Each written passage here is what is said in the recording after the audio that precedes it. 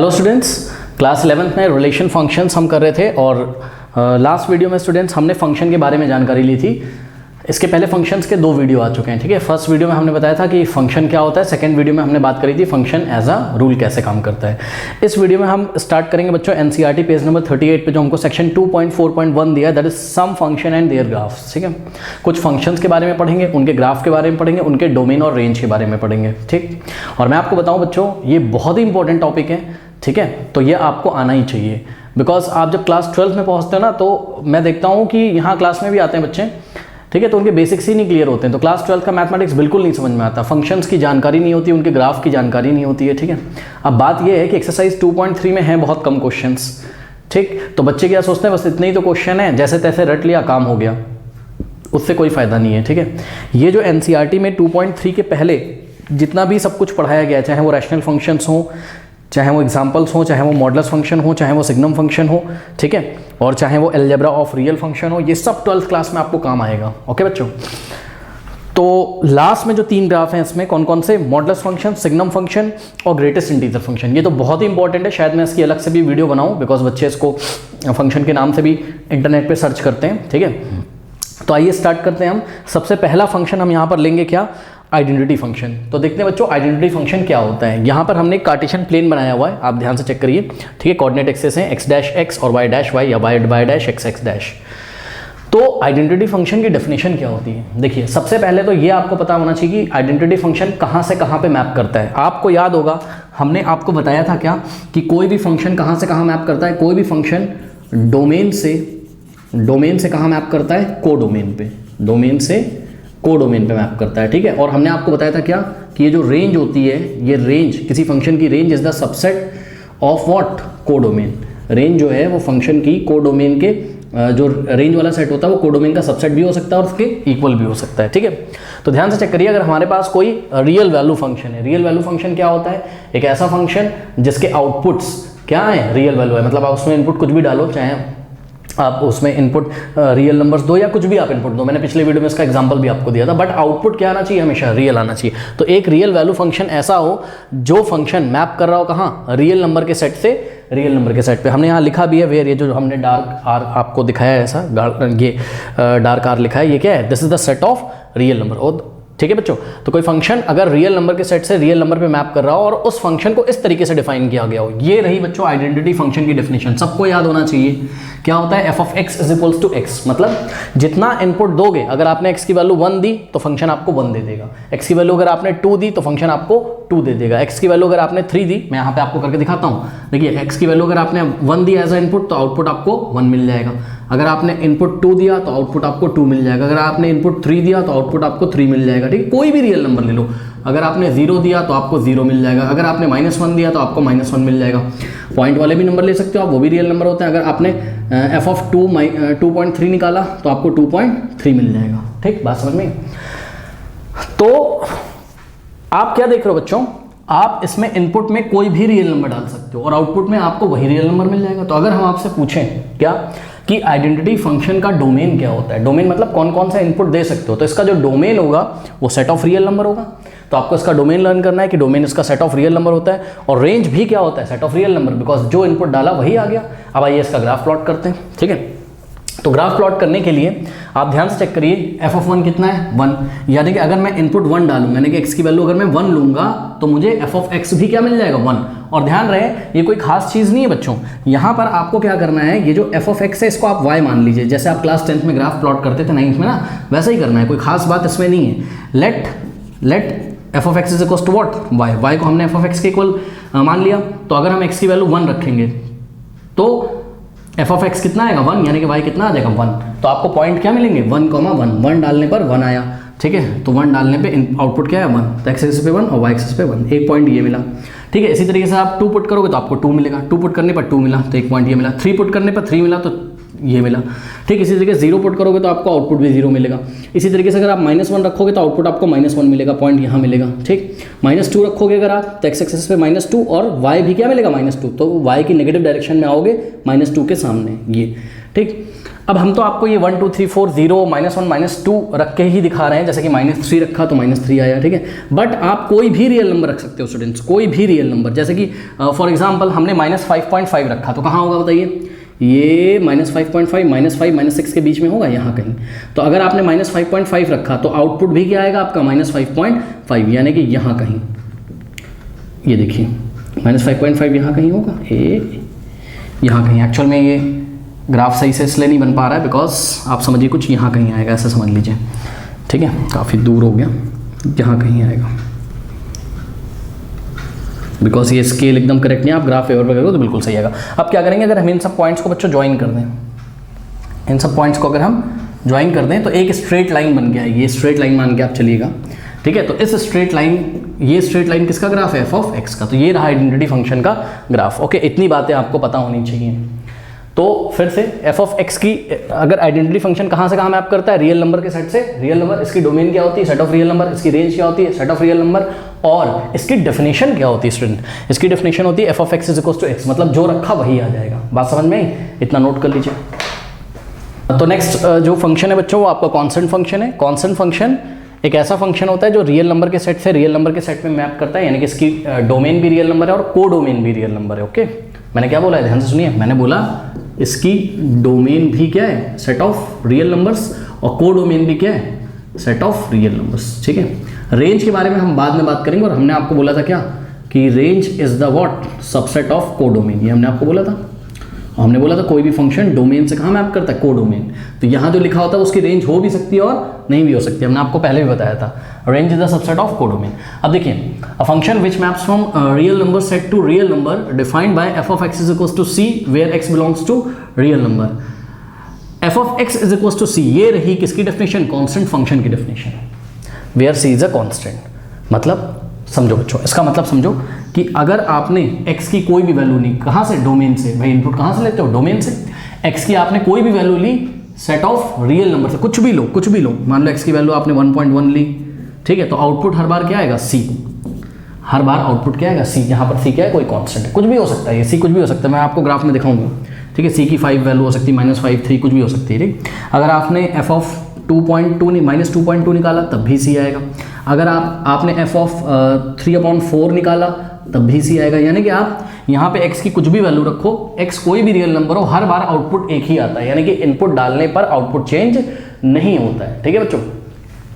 Input change करने पर output change नहीं होता, आप कुछ भी इसमें इनपुट डालो, आउटपुट आपको हर बार एक c ही मिलेगा। अब देखिए, ये हमारा कार्टेशियन प्लेन है, ठीक। हमने क्या किया, हमने अभी आपको बोला ना कि c कुछ भी हो सकता है। तो सपोज अगर मैं अज्यूम कर लूँ कि c है आपका 5.5, ठीक। तो 5.5 कहाँ आएगा बताओ, 5 और 6 के बीच में, यहाँ कहीं आएगा, ठीक है। यही क्या है, c है। तो ये वाला जो पॉइंट हम आपको दिखा रहे हैं यही क्या है, c, ठीक। अब देखो, हमने इसमें 0 डाला, चलो f(0) कितना आएगा बताओ, c तो आएगा। तो यानी कि पॉइंट क्या मिलेगा आपको, 0, c। तो 0 पे c, पहला पॉइंट ये मिला। अब f(1) आपने निकाला तब भी c आएगा। मैंने बताया ना, कोई भी रियल नंबर डालो आपको हमेशा क्या मिलेगा, c मिलेगा। तो 1 पे फिर से क्या मिल गया, c मिल गया। फिर f(2) निकालो आप, तब भी आपको क्या मिलेगा, c। आप f(2.2) निकालो तब भी आपको c मिलेगा। तो 2 पे भी कितना मिल गया, c। इसी तरीके से 3 पे भी कितना मिल गया, c। 4 पे भी कितना मिल गया, c। इसी तरीके से लेफ्ट में आ जाओ, -1 पे भी कितना मिल गया, c। -2 पे भी कितना मिल गया, c। -3 पे भी कितना मिल गया, c, ठीक है। तो आप क्या देख रहे हो, आप यहाँ से कोई भी वैल्यू डालो, हर बार आपको क्या मिलेगा, c। कुछ भी डालो आप x की वैल्यू, कुछ भी डालो, ठीक है। यानी कि एक ऐसा ग्राफ आएगा जो x एक्सेस के क्या होगा, पैरेलल होगा। ओके, ये देखिए, ये हो गया आपका कि किसका ग्राफ, ये सभी पॉइंट मिलने चाहिए। ये ग्राफ हो गया किसका, ये ग्राफ है आपका कौन से फंक्शन का, f(x) = c का ग्राफ है, ठीक। तो एक कॉपी में हम लोग नोट लगा लेते हैं। देखिए, the graph is parallel to x axis, the graph of, ये सब आपको ध्यान रखना है, ठीक है। Constant function is always constant function का ग्राफ ऑलवेज पैरेलल होता है किसके, पैरेलल टू x एक्सिस। ये आपकी x एक्सिस है, x एक्सिस से ऑलवेज पैरेलल होगा। अब जरूरी नहीं है x एक्सिस के ऊपर से जाए, ये x एक्सिस के नीचे भी जा सकता है। फॉर एग्जांपल, अगर हम c की वैल्यू कितनी ले लेते, c की वैल्यू मान लो हमारी होती -2 होती, ठीक। तो आप कुछ भी इनपुट डालते, हर बार आपको -2 मिलता। तो देखो 1 पे क्या मिलता है, -2। 2 पे क्या मिलता, -2, 3 पे क्या मिलता, -2, 4 पे क्या मिलता, -2, -1 पे क्या मिलता, -2, -2 पे क्या मिलता, -2। इस तरीके से जो आपका ग्राफ आता वो कुछ ऐसा आता। ये किसका ग्राफ है, ये भी f(x) = c का ग्राफ है, वेयर c = what, -2। ओके, ये भी x एक्सिस के पैरेलल है। तो डिपेंडिंग ऑन c ग्राफ कैसा भी हो सकता है, बट वो हमेशा क्या होगा, x एक्सिस के पैरेलल होगा। तो कांस्टेंट फंक्शन का ग्राफ हमेशा x एक्सिस के पैरेलल होता है। अब आइए कमेंट करते हैं किसके ऊपर, डोमेन और रेंज के ऊपर। हाँ भाई, इसकी डोमेन क्या होगी बताइए। अभी आपने देखा इस फंक्शन में आप x की कोई भी वैल्यू रख सकते हो, ठीक है। तो इसकी जो डोमेन होगी वो सेट ऑफ रियल नंबर होगी। ये जो हमने डार्क r आपको दिखाया ये क्या है, सेट ऑफ रियल नंबर है। और इसकी रेंज क्या होगी स्टूडेंट, बच्चों इसकी जो रेंज वाला जो सेट होगा वो सिंगलटन सेट होगा, उसमें एक ही एलिमेंट आएगा, दैट इज व्हाट, c। सही है, यही सिंगलटन सेट है, सेट पढ़ के आए हो ना, यही सिंगलटन सेट है, इसमें एक ही एलिमेंट है, कौन, c। क्योंकि आप इनपुट कुछ भी डालो आपको c ही तो मिलता है। तो इसका जो रेंज होगा वो ये वाला सेट होगा, एक सिंगलटन सेट जिसमें एक ही एलिमेंट होगा। ओके, नोट कर लीजिए स्टूडेंट्स। बात करते हैं पॉलिनोमियल फंक्शन की। तो अ function which maps from set of real number two real number means a function which maps from r to r is said to be polynomial function if what, if f of x is equals to a0 पढ़ो आप इसको, a0 पढ़ो, बात कैसे है, if a0 plus a1x plus a2x square plus a3x cube plus and so on to, इसी तरीके से चलता रहेगा। अगला क्या आएगा, a4x की पावर 4, a5x की पावर 5, इस तरीके से करते करते कहाँ तक चलेगा, n तक, ठीक है, an x की पावर n। तो ये जो फंक्शन होता है यही क्या होता है, पॉलिनोमियल फंक्शन होता है। अब बच्चे परेशान हो जाएंगे, बोलेंगे ये क्या लिख दिया, अरे भाई क्लास 10 में पॉलिनोमियल पढ़ा है ना, उसका स्टैंडर्ड फॉर्म यही तो होता था पॉलिनोमियल का, ठीक है ना। तो ये एक पॉलिनोमियल फंक्शन होता है जहाँ पर ये a0, a1, a2, a3, an ये सब क्या है, ये सब रियल नंबर से, कोई भी रियल नंबर है, देखो a0, a1 ये सब क्या है, these are belongs, these a1, a2, a0, a3 all up to n belongs to what, set of real number, and n is a non negative integer. n क्या होता था, non negative integer. Non negative integer मतलब, non negative integer means what, non negative integer मतलब बच्चों सुनो, सब बच्चे copy में नोट लगाएं, नॉन नेगेटिव इंटीजर मतलब बच्चे सोचेंगे पॉजिटिव इंटीजर। हाँ भाई, पॉजिटिव इंटीजर तो होता है, लेकिन नॉन नेगेटिव इंटीजर में एक चीज़ और आती है, क्या, जीरो भी आता है। नॉन नेगेटिव, उसने बोला नॉन नेगेटिव, नेगेटिव नहीं लेने, बाकी सब कुछ लेने, तो इंटीजर वाले सेट में से हम जीरो को भी ले लेंगे, ठीक है। तो याद रखिएगा नॉन नेगेटिव इंटीजर में 0, 1, 2, 3, 4 ये सब भी आता है। ओके, चलो बहुत बढ़िया।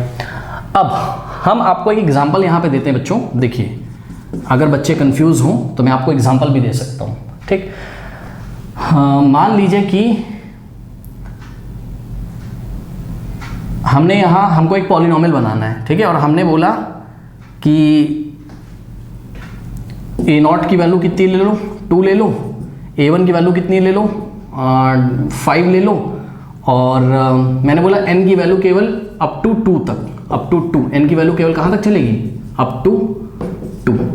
तो ये पॉलिनोमियल क्या बन जाएगा, ध्यान से करो, f of x is equals to a0 की जगह क्या रखोगे तुम, 2 प्लस a1 की वैल्यू कितनी दी मैंने तुमको, 5, भाई रियल नंबर है ना ये सब, 2 और 5, फिर x की पावर 1 और प्लस a2 की वैल्यू मुझे तुम्हें देनी चाहिए थी, a2 वैल्यू चलो ले लो 3 ले लो, चलो a2 वैल्यू क्या ले ली आपने, 3 ले ली, और x की पावर 2 यहीं पे स्टॉप कर देंगे। मैंने बोला क्या, n कहाँ तक चलेगा, 2 तक, ये जो ऊपर चल रहा है ये यही तो n है, 1, 2, 3, यहाँ n की वैल्यू कितनी है, यहाँ n की वैल्यू 0 है। कैसे, क्योंकि ध्यान से चेक करो, a0 इंटू एक्स की पावर 0 लिख सकते हो ना तुम इसको, x की पावर 0 1 ही तो होता है, तो a0 इंटू एक्स की पावर 0 भी तुम इसको लिख सकते थे। तभी हमने क्या बोला था तुमसे, हमने तुमको बोला था भाई चलो इसको लिख ही लो तुम ऐसे, ठीक, x की पावर 0, तो यहाँ n की वैल्यू क्या है, 0। हमने आपको बोला ना कि ये n क्या हो सकता था, नॉन नेगेटिव इंटीजर मतलब n 0 भी हो सकता था, तो हुआ तो, ठीक। अब x की पावर 1 को हम केवल x लिखेंगे। क्या ये पॉलिनोमियल आपने नहीं देखा है क्लास 10 में, हाँ यार, एक क्वाड्रेटिक पॉलिनोमियल तो है यार, 3x square plus 5x plus 2, ठीक है। तो बस इसको f of x is equals to बोल दो तो ये फंक्शन हो जाएगा, क्या दिक्कत है, ठीक है। तो इस तरीके से देखा आपने, ये पॉलिनोमियल का जनरल डेफिनेशन है। आइए जरा कुछ एग्जांपल्स लेते हैं, ये कुछ एग्जांपल्स हैं। आप मुझे बताइए क्या कि f of x is equals to x square minus x square plus 2, क्या ये पॉलिनोमियल फंक्शन है कि नहीं है, बताइए, क्या ये पॉलिनोमियल फंक्शन है कि नहीं है, बताइए। यस, ये एक पॉलिनोमियल फंक्शन है। क्यों, क्योंकि ध्यान से चेक करिए, बस आपको x की पावर चेक करनी होती है। x की पावर क्या होनी चाहिए, जितनी भी जगह x आ रहा है उसकी पावर नॉन नेगेटिव इंटीजर होना चाहिए। तो यहाँ पे ध्यान चेक करो, x की पावर क्या है, 3 नॉन नेगेटिव इंटीजर है, 2 नॉन नेगेटिव इंटीजर है, ठीक है, और ये 2 लिखा है यानी कि 2 इंटू एक्स की पावर 0 है, ये भी नॉन नेगेटिव इंटीजर है, ठीक।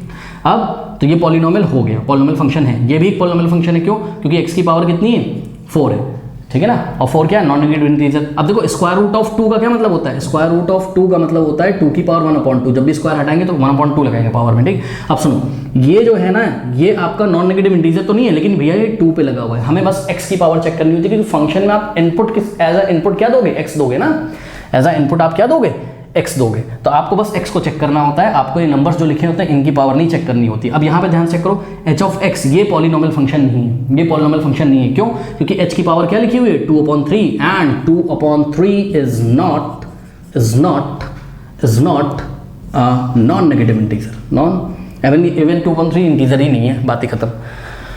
चलो, तो इतना आप नोट कर लीजिए। अच्छा हाँ, एक चीज़ और, बच्चे बोलेंगे इसमें डोमेन और रेंज नहीं बताया आपने, तो बच्चों एक बार बताएं, इसमें हमने अपने को डोमेन और को डोमेन बता दिया है। रेंज तो हमको तब पता चलेगी ना जब हमको कोई पॉलिनोमियल फंक्शन दिया होगा, ठीक है। जैसे कि मैं अभी आपको एक एग्जांपल करके दिखाता हूँ, इसको नोट करिए। ये स्टूडेंट्स पॉलिनोमियल फंक्शन को समझते हैं एग्जाम्पल नंबर 13 की हेल्प से एनसीईआरटी के। कहता है कि एक फंक्शन मैप कर रहा है रियल नंबर के सेट से रियल नंबर के सेट पे, और मैं आपको फिर से याद दिलाना चाहता हूँ कि ये रही इसकी डोमेन, ठीक है, और ये रही इसकी क्या, कोडोमेन। रेंज नहीं है, range is the subset of codomain. कभी कभी रेंज कोडोमेन के इक्वल हो भी जाती है और कभी कभी रेंज कोडोमेन का सबसेट होता है, ठीक। तो फंक्शन मैप कर रहा है कहाँ से कहाँ, डोमेन से कोडोमेन, यानी कि सेट ऑफ रियल नंबर से real number, defined by function की डेफिनेशन क्या है, f of x is equals to x², ठीक है, x belongs to real number. Okay, तो ये एक टेबल दी हुई है, ये आपको कंप्लीट करना है। साथ में स्टूडेंट्स आपको इसका डोमेन बताना है और इस फंक्शन की आपको रेंज भी बतानी है। अब यहाँ बच्चे गलती कर सकते हैं, देखिए इस टेबल को इन्होंने हमको कंप्लीट करने के लिए बोला है, चलिए कंप्लीट करते हैं इस टेबल को। हम मैपिंग भी करके दिखाते हैं आपको, यहाँ पर फंक्शन की मैपिंग भी करके दिखाएंगे, ठीक है। तो देखिए फंक्शन क्या है हमारा, f of x is equals to x² है, सही है। अब इनपुट में इन्होंने हमको क्या क्या दिया हुआ है, दिया हुआ है क्या, 0 1 2 3 4, -1 -2 -3 और -4, ठीक। और ध्यान से चेक करिएगा, ये क्या है, ये सेट ऑफ रियल नंबर है, और ये भी क्या है, set of real number. Domain को डोमेन, ये क्या है आपका डोमेन वाला सेट है, और ये क्या है आपका को डोमेन वाला सेट है। अब बच्चे बोलेंगे क्या कि डोमेन तो क्या था, सेट ऑफ रियल नंबर, हाँ था, लेकिन उनमें से रियल नंबर के सेट में से कुछ रियल नंबर उन्होंने हमको दे दिए, बस कुछ। 1.1 भी इसमें आता होगा, 2.2 भी इसमें आता होगा, 3.3 भी, -3.3 भी, √2 भी, √3 भी, सब आते होंगे एज ए इनपुट यहाँ पे। बट हमने आपको कुछ ही नंबर दिखाए, और सारे रियल नंबर दिखाना पॉसिबल नहीं है, ये बात आपको भी पता है, ठीक है। चलिए अब ध्यान से चेक करिए बच्चों, अगर हम क्या करें, f ऑफ, अगर हम इनपुट डालें, यहाँ शुरू करते हैं, अगर हम f ऑफ -4 निकालें, ठीक, तो इस फंक्शन में, फंक्शन का डेफिनेशन क्या था, x², तो जहाँ जहाँ x है वहाँ क्या रखना पड़ेगा, -4 रखना पड़ेगा। तो ये -4 का स्क्वायर हो जाएगा, यानी कि 16। तो इस रियल नंबर कोडोमेन वाले सेट में कहीं ना कहीं 16 आता होगा, तो -4 किससे मैप करेगा, 16 से। इसी तरीके से आप 4 की बात कर लो, f ऑफ 4 अगर आप निकालोगे, ठीक है, तो 4 x की जगह क्या रखोगे, 4 का स्क्वायर कितना हो जाएगा, 16। ओके, तो 4 मैप करेगा किससे, 16 से। अब आइए ग्राफ की तरफ, तो आपने क्या देखा स्टूडेंट, 4 रखने पर भी आंसर कितना है, 16। तो 16 कहाँ आता होगा, देखो यहाँ 10 11 12 13 14 15 16 ऊपर आता होगा कहीं। तो 4 पे भी क्या मिला आपको, 16, और -4 पे भी क्या मिला स्टूडेंट, 16। तो ये 2 पॉइंट मिल गए, ठीक है, ध्यान रखिएगा, ये दोनों पॉइंट आपको मिल चुके हैं। अब हम निकालते हैं f ऑफ -3। f ऑफ -3 मतलब x की जगह -3 रखो, -3 का स्क्वायर, वहाँ x का स्क्वायर था, तो -3 का स्क्वायर क्या होता है, +9 होता है। तो -3 पे क्या आया, +9, तो 9 यहाँ कहीं आता होगा कोडोमेन में, ठीक है। तो -3 मैप करेगा किससे, 9 से, और +3 भी मैप करेगा किससे, 9 से। यानी कि अगर आप f ऑफ 3 भी निकालोगे, तो वो 3 का स्क्वायर यानी कि वो भी 9 आएगा, ठीक। तो -3 पे 9 आ रहा है, ध्यान से चेक करिए, -3 पे आपका आउटपुट कितना आ रहा है, 9 आ रहा है, ठीक।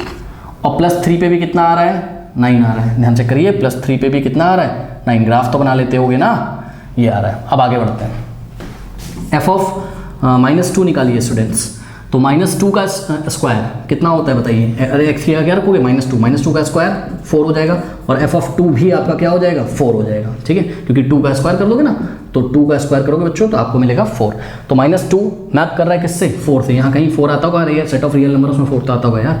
2 मैप करेगा किससे, 4 से, और -2 भी मैप करेगा किससे, 4 से। अब कुछ बच्चे इसमें परेशान हो रहे होंगे, बोलेंगे फंक्शन भी है कि नहीं, अरे यार फंक्शन में मैंने तुमको बताया था क्या कि ये पॉसिबल है, ये ऐसे करके एरो जा सकते हैं, बट एक पॉइंट से ऐसे करके एरो नहीं जा सकते। तो देखो ना, 4 से और -4 से, तो ये वाली कंडीशन फुलफिल हो रही फंक्शन की, ठीक है। इसको हम मैनी वन फंक्शन बोलते हैं, हम क्लास 12 में पढ़ेंगे, तो इसको छोड़ो अभी।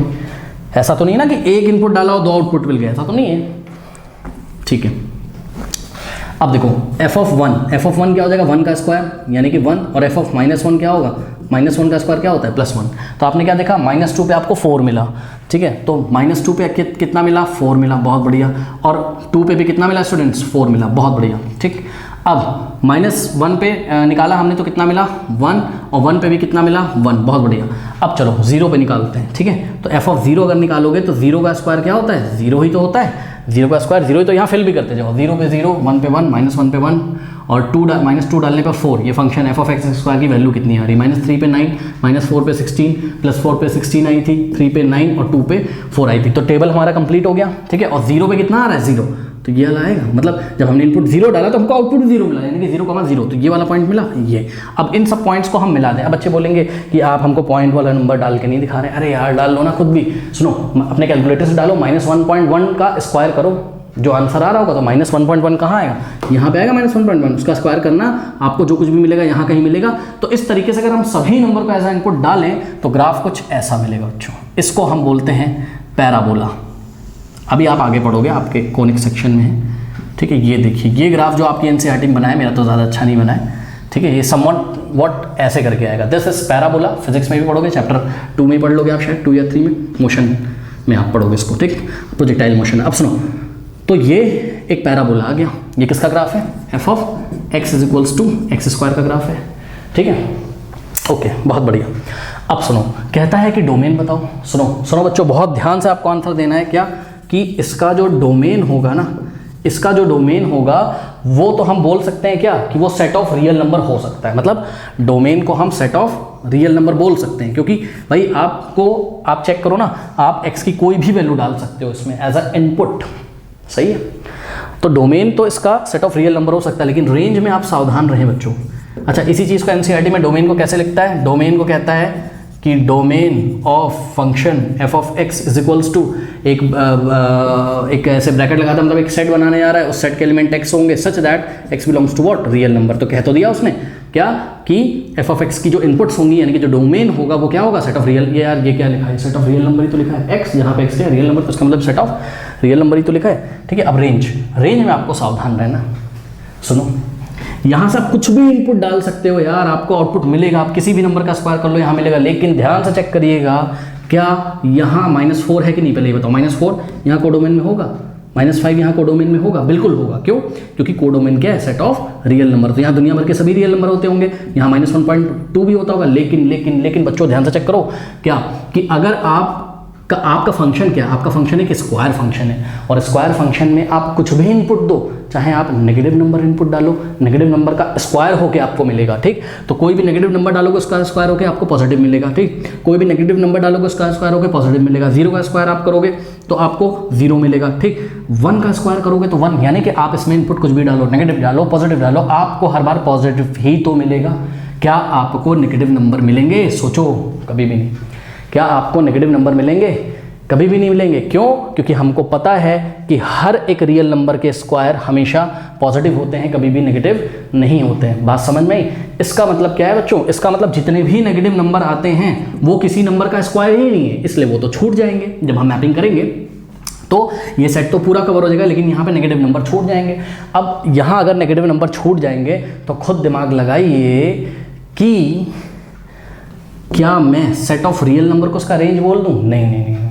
रेंज क्या होता था? रेंज हम कोडोमेन में से उन्हीं एलिमेंट्स को लेके सेट बनाते थे जो एलिमेंट सिर्फ मैपिंग में आए हैं। यानी कि इसकी रेंज में आ क्या सकता है? इसकी रेंज में क्या आएगा? सोचो, इसकी रेंज में आएगा all positive real number, all positive real numbers और प्लस 0। सभी पॉजिटिव रियल नंबर आ जाएंगे और 0 भी तो मैप हुआ है, नेगेटिव नंबर नहीं आएंगे, ठीक। तो range is not equals to here, range is not equals to what? set of real number। set of real number इसकी रेंज नहीं है। इसकी कोडोमेन तो सेट ऑफ रियल नंबर थी, बट इसकी range set of real number नहीं है। और हमने आपको बताया था क्या? हमने आपको बताया था कि range is the subset of codomain. हो तो गया। कोडोमेन क्या था? रियल नंबर का सेट, और रियल नंबर में से कुछ नंबर ही हमारे क्या आते हैं? रेंज वाले सेट में। तो range is the subset of codomain, ठीक। अब इसकी रेंज लिखें कैसे? तो इसकी रेंज हम इस तरीके से लिखेंगे कि range of function f of x, बहुत सावधानी से लिखेंगे। कैसे? कि इसकी रेंज एक सेट है और उस सेट के जो एलिमेंट्स हैं वो एक्स स्क्वायर टाइप के। अगर आप सेट पढ़ के आओ तभी समझोगे सेट बिल्डर फॉर्म है, ठीक। Range of function f of x के जो एलिमेंट हैं वो क्या है, एक्स स्क्वायर टाइप के, such that x belongs to what, real number, ठीक है। यानी कि किसी भी रियल नंबर को आप ले लीजिए, उसका जो स्क्वायर करके जो आंसर आता है वो आएगा आपके रेंज में। एक्स नहीं आएगा, नो नो, एक्स का स्क्वायर आएगा, मतलब सभी यहाँ पे पॉजिटिव रियल नंबर आएंगे और साथ में जीरो भी आएगा। बात समझ में?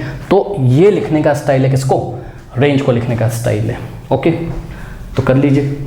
14 में आपको एक फंक्शन डिफाइन है, ये क्यूबिक पॉलिनोमियल फंक्शन है, f of x is equals to x cube. इसका ग्राफ बनाना है आपको और ये फंक्शन रियल नंबर से रियल नंबर के सेट पे मैप कर रहा है, where x belongs to what, real number. तो आइए इसका ग्राफ बनाते हैं। तो f ऑफ 1 अगर हम रखें तो 1 का मतलब 1 का क्यूब, 1 का क्यूब क्या होता है 1। f ऑफ 2, तो x के 2 रखो, 2 का क्यूब 2 × 2 यानी कि 8 आ जाएगा, ठीक। f ऑफ 3 कितना आएगा आपका 3 का क्यूब, 3 का क्यूब कितना होता है 3 × 3 × 3 यानी कि 27। f ऑफ -1, तो -1 का क्यूब बच्चों, -1 का क्यूब -1 × -1 आ जाएगा, ठीक है। f ऑफ -2 रखो तो -2 का क्यूब -2 यानी कि -8 आ जाएगा, ठीक। और f of -3 is equals to what, -27, -3 × -3 -7। तो ध्यान से चेक करिए। और अगर आप f ऑफ 0 रखें, तो 0 का क्यूब 0 × 0 × 0 0 आ जाएगा, ठीक। तो ध्यान से चेक करिए, 0 पे कितना आया 0, तो 0 पे 0 आ गया, ठीक। 1 पे कितना आया 1, तो 1 पे क्या आया 1, ठीक। 2 पे कितना आया 8, तो 2 पे जब हमने x की वैल्यू 2 डाली तो f ऑफ x कितना है, यही f ऑफ x क्या होता है, यही f ऑफ x y होता है, ठीक। तो x इज इक्वल्स टू 2 डालने पर आपको आउटपुट कितना मिला 8, तो ये रहा 8 के सामने हम एक पॉइंट ले लेंगे, ठीक। इसी तरीके से 3 डालने पर आपको आउटपुट क्या मिला 27। अब बच्चों देखो 10 तक मेरे पास यहाँ है, अब मेरे पास जगह तो है नहीं ऊपर, पर फिर भी ये 10 तो 20 यहाँ होगा और 27 यहाँ कहीं बोर्ड के बाहर निकल जाएगा, ठीक है। तो इतने से मैं आपको प्लॉट करके दिखाता हूँ। देखो -1 पे क्या आया -1, ठीक है। -2 पे कितना आएगा -8 आ जाएगा, सही है। तो इतना इनफ है मेरे ख्याल से। और वैसे भी क्यूबिक पॉलिनोमियल का ग्राफ हमने क्लास 10 में पढ़ा है कि इसका एक फेस तो ऊपर की तरफ जाता है और एक नीचे की तरफ जाता है, ठीक है। तो ये देखिए, ये कुछ ऐसे करके एक ग्राफ बनेगा, ठीक है।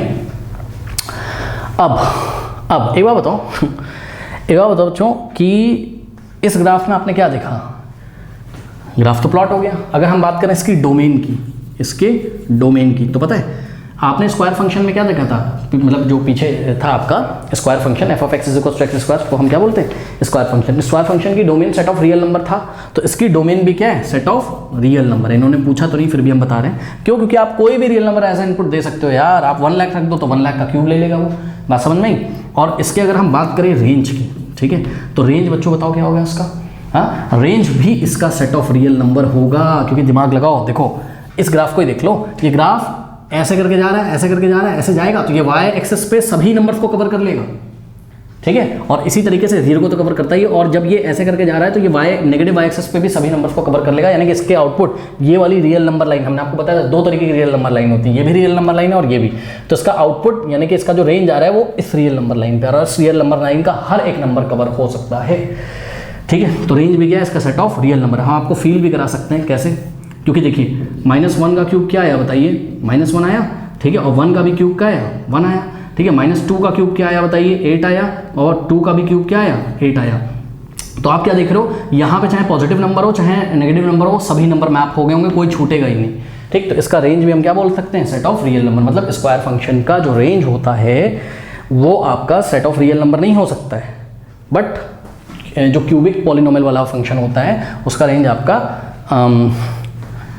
क्योंकि भाई आपको किसी भी नंबर का क्यूब करना है ना, तो यार किसी नेगेटिव नंबर का क्यूब हमको नेगेटिव तो मिल जाएगा ना, तो ये नेगेटिव वाले कवर हो जाएंगे। लेकिन याद रखिए, जब हमने पिछली बार किया था तो क्या किसी भी रियल नंबर चाहे वो पॉजिटिव हो नेगेटिव हो, उसका अगर आप क्यूब करो, उसका अगर आप स्क्वायर करोगे तो आपको हमेशा पॉजिटिव मिलेगा, तो नेगेटिव वाले छूट जा रहे थे, इस बार नहीं छूटेंगे, ठीक। अब इन्होंने आपकी बुक में फंक्शन को कुछ इस तरीके से डिफाइन कर दिया। फाइनली उन्होंने बोला है कि f of x is equals to क्या होगा, x कॉमा एक्स क्यूब। मतलब इस फंक्शन के जो ऑर्डर्ड पेयर होंगे वो किस टाइप के होंगे, x कॉमा एक्स क्यूब। क्योंकि फंक्शन को हम ऐसे भी तो लिख सकते हैं ना, f of x is equals to, भाई इनपुट क्या डाला आपने -1, आउटपुट क्या मिला आपको -1 का क्यूब यानी कि -1, इनपुट आपने क्या डाला 2 का क्यूब क्या मिला आपको 8 मिला। तो यानी कि यहाँ x आ रहा है और यहाँ x का क्यूब आ रहा है, यही वो कहना चाहते हैं जनरल फॉर्म में। क्योंकि भाई आप कितने नंबर लिख के दिखाओगे, इसलिए ऐसे ना लिख के हमने इसको सेट वेक्टर फॉर्म में लिख दिया कि f ऑफ x के जो एलिमेंट्स होंगे वो ऑर्डर्ड पेयर टाइप के होंगे सेट के, सच दैट कि x belongs to what, set of real number. बस अब सब लोग समझ जाएंगे क्या कि यहाँ सभी रियल नंबर आते हैं और यहाँ उन रियल नंबर का क्या आता है,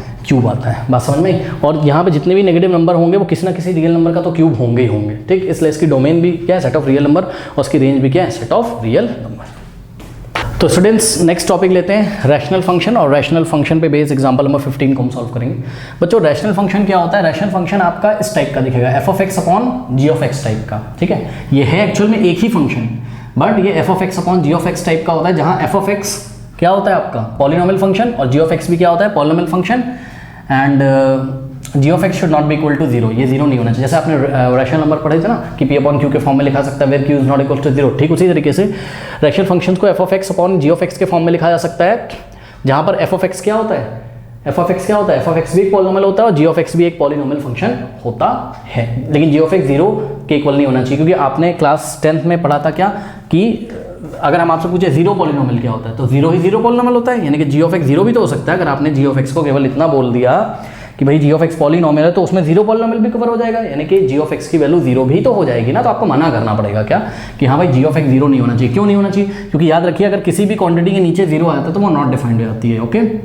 तो जैसे कि मान लो 2/0 क्या होता है, नॉट डिफाइंड होता है, सबको पता है, ठीक। 1/0 क्या होता है, नॉट डिफाइंड होता है। तो इसी तरीके से अगर जी ऑफ एक्स जीरो हो गया तो f of x upon zero क्या हो जाएगा, नॉट डिफाइंड, और जो चीज़ नॉट डिफाइंड है ना तो उसके बारे में स्टडी करना फिर बेकार है, ठीक है। इसलिए जी ऑफ एक्स जीरो के इक्वल नहीं होना चाहिए। अब एक चीज़ और ध्यान दें, यहाँ पे इन्होंने हमको बुक में बोला है हमारी, कह रहा है कि where f of x and g of x are polynomial functions of x defined in a domain, of x defined in a domain, very important line, of x defined in a domain. ये क्या बोला है, इसका मतलब आपको यहाँ पे समझ में आएगा अभी, ठीक है। ये अभी हम आगे डिस्कस करेंगे इस एग्जाम्पल की हेल्प से। ध्यान से चेक करिए एग्जाम्पल नंबर 15 में क्या बोला है। अच्छा हाँ, एक चीज़ और देखिए, इतना थोड़ा बात मेरी समझिएगा आप। देखिए f of x upon g of x, ठीक।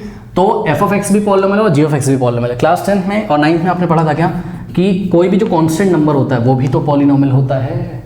F of x equals to 2 नहीं हो सकता क्या, बिल्कुल हो सकता है यार, ये कांस्टेंट पॉलिनोमियल ही तो होता है, ठीक है। बात समझे, कोई बोलेगा एक्स नहीं दिख रहा है मुझे, तो लो दिख जाएगा भी, f of x equals to 2 into x की पावर 0 लिख दो, एक्स की पावर 0 कितना होता है 1, तो 2 अंदर 2 हो जाएगा, f of x equals to 2 भी हो सकता है, 3 भी हो सकता है, 4 भी, यानी कि आपको ऊपर कोई नंबर भी मिल सकता है, क्योंकि कोई भी नंबर एक कांस्टेंट पॉलिनोमियल ही तो होता है, ठीक है। और नीचे हमने लिखा x माइनस 1, ऐसे हमने लिख दिया, ठीक। अब सुनिए ध्यान से चेक करिएगा, अगर मैं आपसे पूछूं कि इसकी डोमेन क्या है, इसकी, मैं अभी सिर्फ इसकी डोमेन की बात कर रहा हूँ, मैं रेंज की बात नहीं कर रहा हूँ, वो तो जैसे जैसे क्वेश्चन आएंगे, ठीक है, हम आपको कराएंगे। देखिए हम आपको नीचे वाले लेवल से ऊपर तक लेके जाएंगे। आपकी एनसीईआरटी में डोमेन और रेंज निकालने के बारे में बच्चों ज़्यादा क्वेश्चन नहीं दिया है, तो मैं ना कुछ क्वेश्चन जब सब कुछ खत्म हो जाएगा तो लास्ट में रिलेशन फंक्शन के मिसलेनियस सब खत्म करने के बाद, ठीक है, हम कुछ एक्स्ट्रा क्वेश्चन भी करा देंगे जिसमें डोमेन और रेंज निकालना हम आपको सिखाएंगे, बिकॉज सबसे मेन मुद्दा हमारा यही है क्लास 12th के लिए, डोमेन और रेंज निकालना। और एनसीईआरटी में क्वालिटी क्वेश्चंस दिए नहीं हुए,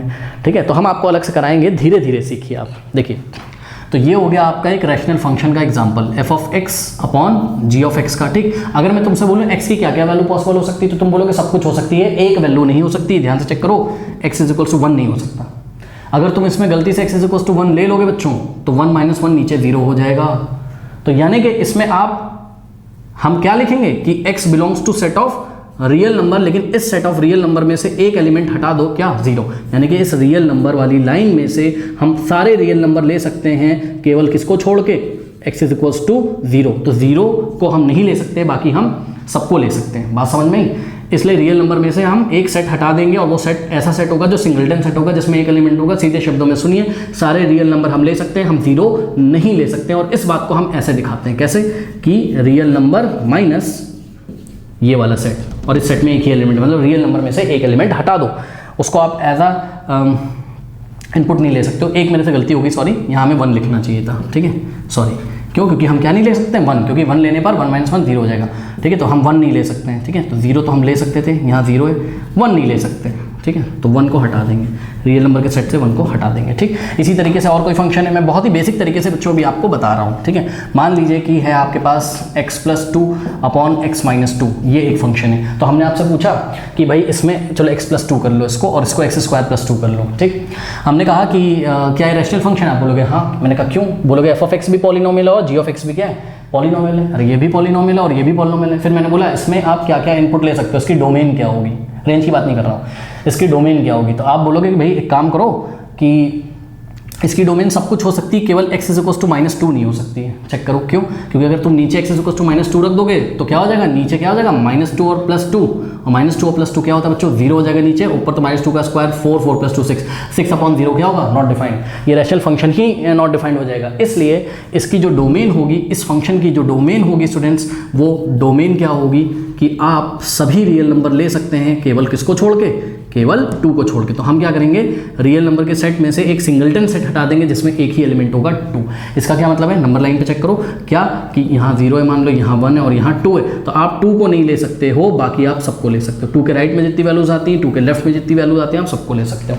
2 इसलिए नहीं ले सकते हो क्योंकि फंक्शन क्या होगा, नॉट डिफाइंड हो जाएगा। चलो बढ़ते हैं एग्जाम्पल नंबर 15 की तरफ, और यही आपको सीखना है बच्चों कि डोमेन रेंज कैसे निकाले जाते हैं। तो धीरे धीरे सीखोगे, अभी मैंने बहुत ईजी तरीके से आपको बताया है, और थोड़ा कठिन भी होता है नो डाउट डोमेन रेंज निकालना। फंक्शन की जानकारी आपको अच्छे से होनी चाहिए। ये क्लास 10th का मैथमेटिक्स नहीं कि आप फॉर्मूला पढ़ लोगे, लगा दोगे, आंसर आ जाएगा, नहीं, बहुत इसमें थिंकिंग प्रोसेस आपका हाई होना चाहिए। तो चलिए, इसीलिए कहते हैं साल भर पढ़ो शुरू से, ओके, अच्छे से पढ़ो। एग्जाम्पल नंबर 15 देखिए, कह रहा है define a real value function. एक फंक्शन है, कहाँ से कहाँ मैप कर रहा है, ध्यान से चेक करिए बच्चों, कहाँ से कहाँ मैप कर रहा है, रियल नंबर के सेट में से उन्होंने एक एलिमेंट हटा दिया 0।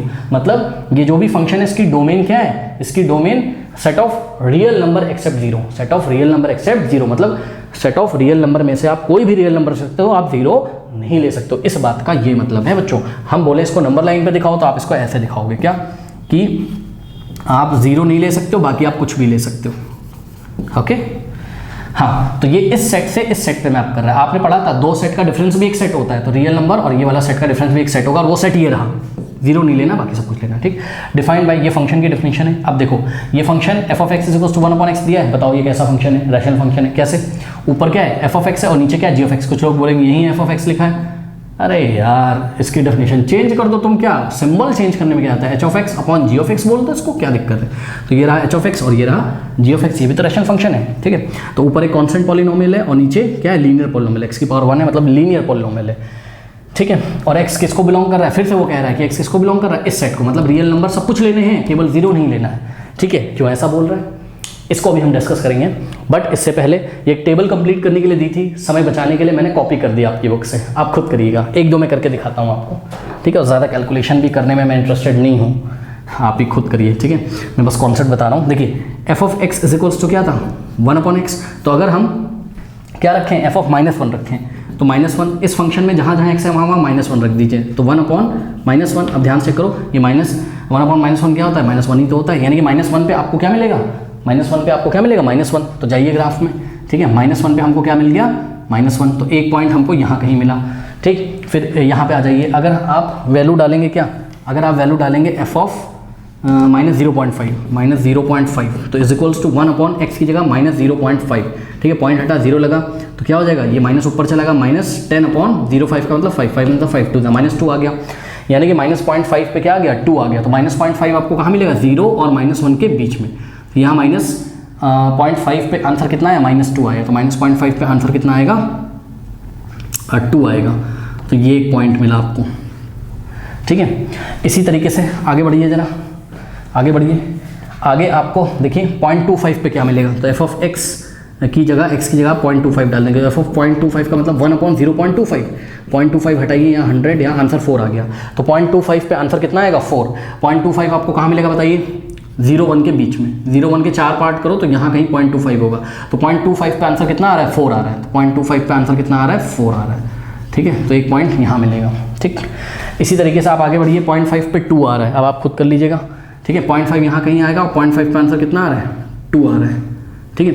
उसके बाद 1 पे 1 आ रहा है, ठीक, तो 1 पे 1 आ रहा है, ठीक। उसके बाद 1.5 पे 0.67 आ रहा है, तो 1.5 कहाँ है, 1 और 2 के बीच में, और 0.67 कहाँ होता है, 1 और 0 के बीच में, तो यहाँ कहीं आएगा, ठीक। उसके बाद 2 पे 0.5 आ रहा है, तो 2 पे कितना आ रहा है, 0.5, और 0.5 कहाँ होता है, 0.5 होता है आपका x = 2 पे कितना आ रहा है, 0.5 आ रहा है। आप सॉल्व करके देख लीजिएगा, बिल्कुल सही। तो 0.5 बच्चों यहाँ कहीं होगा एक्चुअल में, ये देखिए 0-1 के बीच में, तो यहाँ कहीं ऐसे करके होगा, ठीक, बहुत बढ़िया। अब इधर लौट के आइए, -1.5 पे -0.67, तो -1.5 यहाँ कहीं आएगा, -1.5 किसके किसके बीच में आएगा, -1 और -2 के बीच में, और इसमें आंसर क्या आ रहा है आपका, आंसर आ रहा है -0.67। तो -0.67 यहाँ कहीं आएगा, -0 और -1 के बीच में, तो यहाँ कहीं आएगा, ठीक। इसी तरीके से आप अगर -2 रखें तो 0.5 आएगा, तो -2 पे 0.5 यहाँ कहीं आएगा, ठीक। तो इस ग्राफ को अगर प्लॉट किया जाए और भी वैल्यूज़ अगर ली जाएँ, ठीक है, तो ये ग्राफ कुछ इस तरीके से होता है बच्चों, ध्यान समझिएगा। इस ग्राफ पे बस हम कमेंट करेंगे, ठीक है। अगर हम और भी x की वैल्यू यहाँ पे रखते जाते हैं, खुद ध्यान से चेक करो। अब हमने इसलिए नहीं रखी भैया, अगर तुम x बढ़ाते जाओगे तो f ऑफ x कम होता जाएगा, y एक्सेस पे तुम्हें और छोटे नंबर मिलेंगे, तो जगह ही कहाँ है जो मैं तुमको दिखा दूँ, ठीक है। तो नंबर ये कम होते जाएंगे, because f of x is inversely proportional to x। x अगर बढ़ेगा, खुद दिमाग लगाओ यार, x की वैल्यू बड़ी बड़ी डालते जाओ तो ये पूरा छोटा छोटा न्यूमेरिकल वैल्यू आता जाएगा, ठीक है। y एक्सेस पे उसकी वैल्यू कम होती चली जाएगी, तो x के बढ़ने पर y यानी कि f ऑफ x कम होता जाएगा। तो ये ग्राफ इस तरीके से आएगा।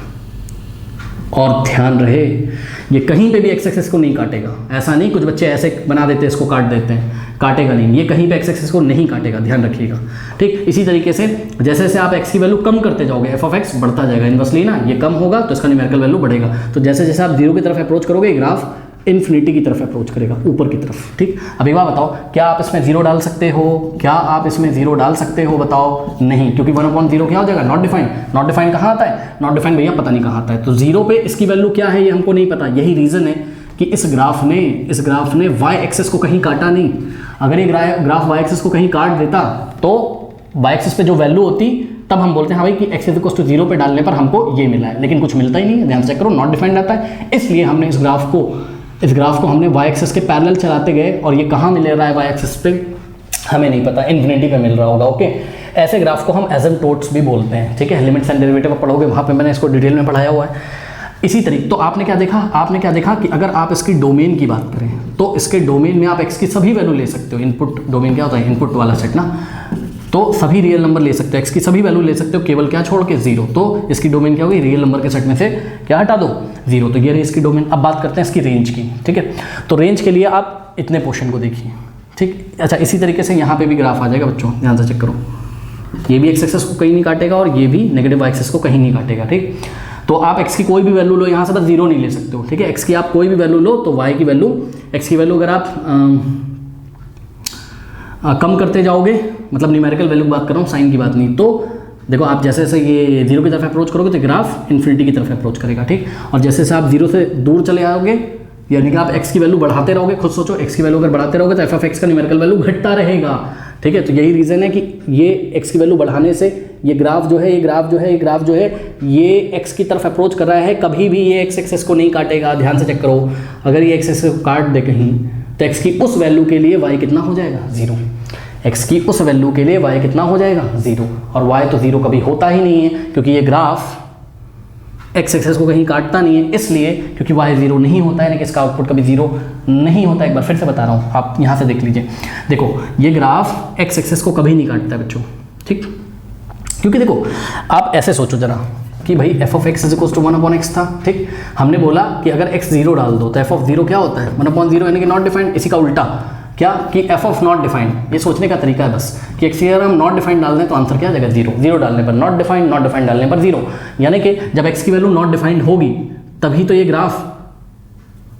ग्राफ किसको काटेगा? x एक्सिस को काटेगा। और x की वैल्यू नॉट डिफाइंड कहाँ होती है हमको नहीं पता, इसलिए ये ग्राफ एक्सिस को कहीं काटेगा ही नहीं। और अगर ये ग्राफ एक्सिस को कहीं इंटरसेक्ट नहीं करेगा, कहीं काटेगा नहीं, तो y 0 कैसे हो सकता है? यानी कि आपको x 0 नहीं डालना है और y 0 मिलेगा नहीं कभी, ठीक। मतलब डोमेन में 0 नहीं आना चाहिए और रेंज में 0 आएगा नहीं, ठीक है। तो रेंज इसकी कुछ भी हो सकती है, आप चेक कर लीजिए। y एक्सिस पे सारी वैल्यूज कवर हो रही, पॉजिटिव वाली भी और इधर से नेगेटिव वाली भी, बट 0 कभी नहीं कवर होता है। x की किसी भी वैल्यू पे इसका आंसर 0 नहीं आता है, तो उसकी रेंज क्या होगी? सेट ऑफ रियल नंबर में से हम किसको हटा देंगे? एक एलिमेंट 0 को हटा देंगे। इसको एसिम्प्टोट्स भी हम बोलते हैं ऐसे ग्राफ्स को। कैसे ग्राफ को? जो ग्राफ y एक्सिस की पॉजिटिव डायरेक्शन में बढ़ते ही चले जाते हैं और y एक्सिस को कहीं नहीं काटते हैं, और जो ग्राफ x एक्सिस की पॉजिटिव डायरेक्शन में बढ़ते हुए चले जाते हैं और कभी नहीं काटते हैं, या x एक्सिस की नेगेटिव डायरेक्शन में बढ़ते चले जाते हैं या y एक्सिस की नेगेटिव डायरेक्शन में बढ़ते चले जाते हैं, ऐसे ग्राफ्स को हम क्या बोलते हैं? एसिम्प्टोट्स बोलते हैं, ठीक है। अब कुछ बच्चे सोच रहे होंगे 10th क्लास की मैथमेटिक्स कहाँ गई है ना, कुछ समझ में नहीं आ रहा है। समझने की कोशिश आपको करनी पड़ेगी बच्चों, मैथमेटिक्स अब चेंज हो गया है, ठीक है। और ये क्लास 10th का मैथमेटिक्स नहीं है, आपको मेहनत करनी ही पड़ेगी। और ये जो NCERT में कंटेंट दिया रहता है, वैसे तो पढ़ने के लिए बहुत कुछ है, RD शर्मा पढ़ते रहोगे तो साल भर कंप्लीट ही नहीं हो पाएगी, बट फिर भी मैं बोलता हूँ कम से कम NCERT आपको आनी ही चाहिए, ओके। इसलिए आप अच्छी तरीके से चीज़ों को पढ़िए और जो भी डेफिनेशन मैं यहाँ पे लिखवाता हूँ उसको आप बार बार रिवाइज करिए, देखिएगा क्लास 12th में आपको बहुत अच्छा रिजल्ट मिलेगा। ओके, और आपके बेसिक्स अच्छे होंगे, धीरे धीरे जब आपके कॉन्सेप्ट क्लियर होंगे तो आप किसी कॉम्पिटिटिव एग्जाम को भी क्लियर करने के लायक रहोगे। ठीक है, तो स्टूडेंट्स नेक्स्ट जो मैं वीडियो लेके आऊँगा वो लाऊंगा मॉडल्स फंक्शन की, सिग्नम फंक्शन की और ग्रेटेस्ट इंटीजर फंक्शन की। इनकी मैं 3 वीडियो अलग अलग बनाऊंगा, कारण क्योंकि बच्चे इसको नाम से ढूंढते हैं कि मॉडल्स फंक्शन क्या है, ग्रेटेस्ट इंटीजर फंक्शन क्या है, ओके, और सिग्नम फंक्शन क्या है, और अलजेब्रा ऑफ रियल नंबर की फिर अलग से वीडियो आएगी। ठीक है, तो चलिए मिलते हैं फिर नेक्स्ट वीडियो में, तब तक के लिए पढ़ते रहिए, बढ़ते रहिए, ऑल द बेस्ट।